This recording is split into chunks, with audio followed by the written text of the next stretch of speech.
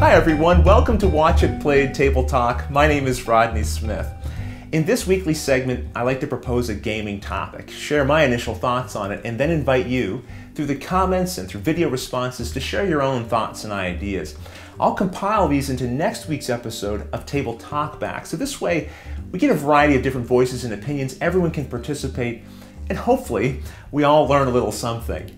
Now this is our first Table Talk episode of 2014, so Happy New Year everybody, and I thought what better time than now to do a New Year's resolution episode, specifically a gamer's resolution. Now I've made one for myself, but I could use a little help with finding it, so I might see if any of you have some suggestions.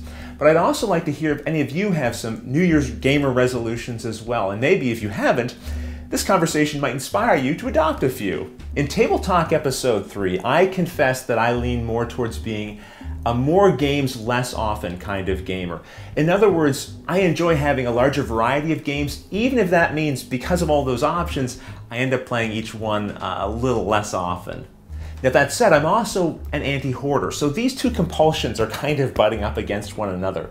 So I've resolved in 2014 that I will play each game in my collection at least once.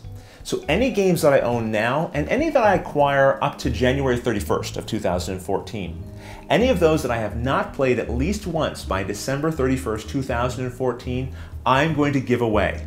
Not sell for my own personal gain, but give away. And I'm using Board Game Geek to help me with this, because I'm going to track each game that I play all year long. So like any good resolution, I'm sharing it with people because that way, well, it reinforces it to myself, but also you'll be able to hold me accountable to it at the end of the year.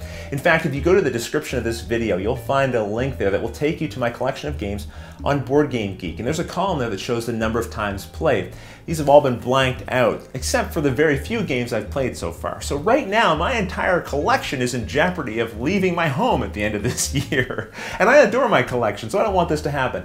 Now that said, I'm not doing this to force myself to play games I don't want to, just so I can hang on to them. Really, the spirit and intention behind it is that I like the games I have, and I don't want them to just be a moratorium on the things I've bought over time. I want to enjoy the games I have, and sometimes all the new and flashy stuff can keep you from enjoying the stuff that you really do like.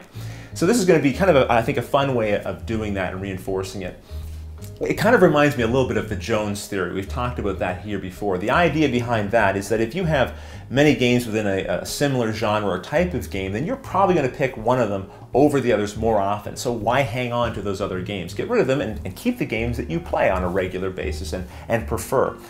I don't quite subscribe to that because I do enjoy having a variety of games, even within the same genre and type of game.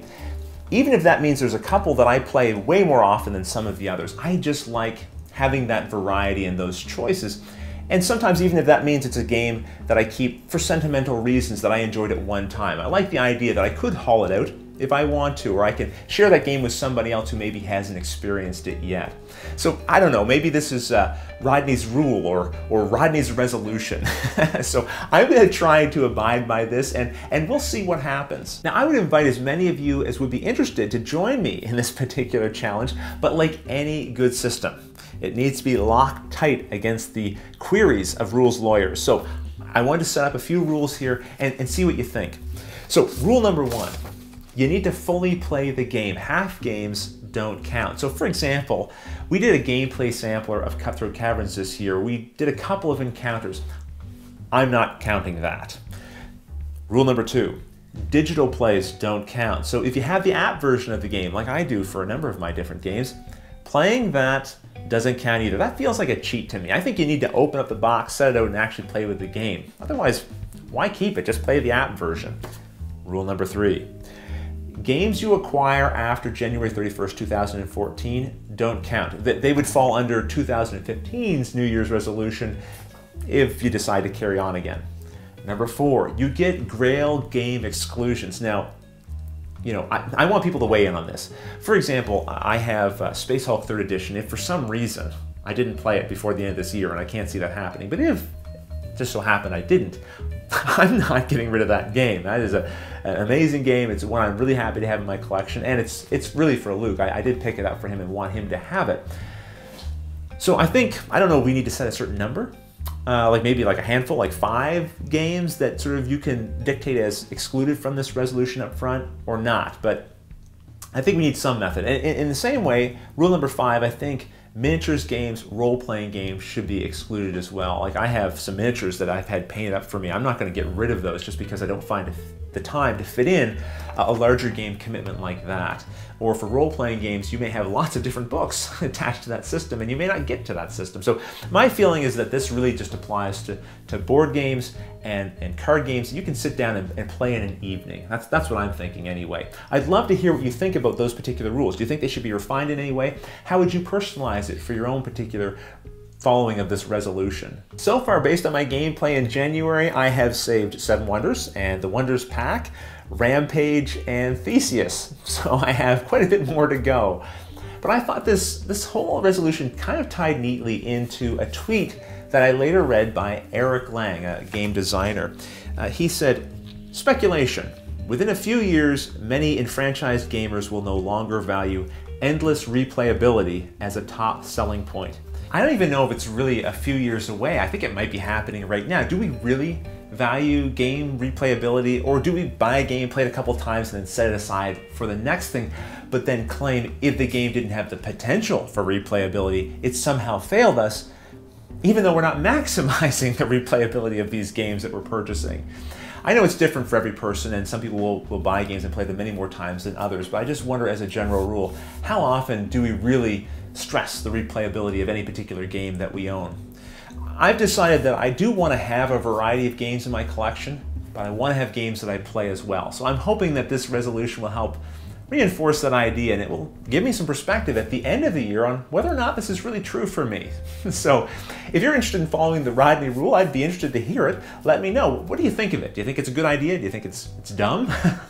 let me know. Now there's just one other thing I want to mention. If you follow our Facebook page, then you might have seen a post I put there saying that I was considering creating a video with the kids where we picked our favorite games from those we covered in 2013, kind of our watch it played game of the year.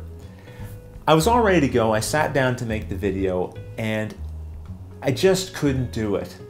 I've made a point of saying on our channel that we don't review games, and to me, picking favorites kind of felt like it went against the spirit of how I've set up the channel here. But I do know that people enjoy top 10 lists and favorite picks, and I enjoy it too. I enjoy watching reviews and I enjoy seeing those lists that people come up with. But I just didn't feel like it was right for me to be doing that. And you know what? This is a good topic for another future Table Talk episode, why I've made a conscious choice not to review games or share my opinions on them on the channel. Maybe you guys would be interested in that. If so, let me know in the comments. But either way, I still thought, you know what, we could do something that involved everybody. How about instead of me picking it, why don't you guys share your thoughts? And I wanted to have a little contest attached to this as well. So here's what I was thinking you could do. You could send an email to watchitplayed@live.com, and in the subject heading, put Game of the Year 2013. Try to make sure you use that exact subject heading. It'll help me when I'm sifting through the various emails I receive. In the body of it, then pick your favorite game that you saw featured on our channel. I'll put in the description of this video a list of all the games that we covered. So this is either a game you enjoyed because of the series itself, or maybe it's a game you picked up and you just really enjoyed the game itself. Either way, send in your votes. Everyone who sends in a vote, I'll put their names in a basket. Just make sure you send them in by January 13th, 2014.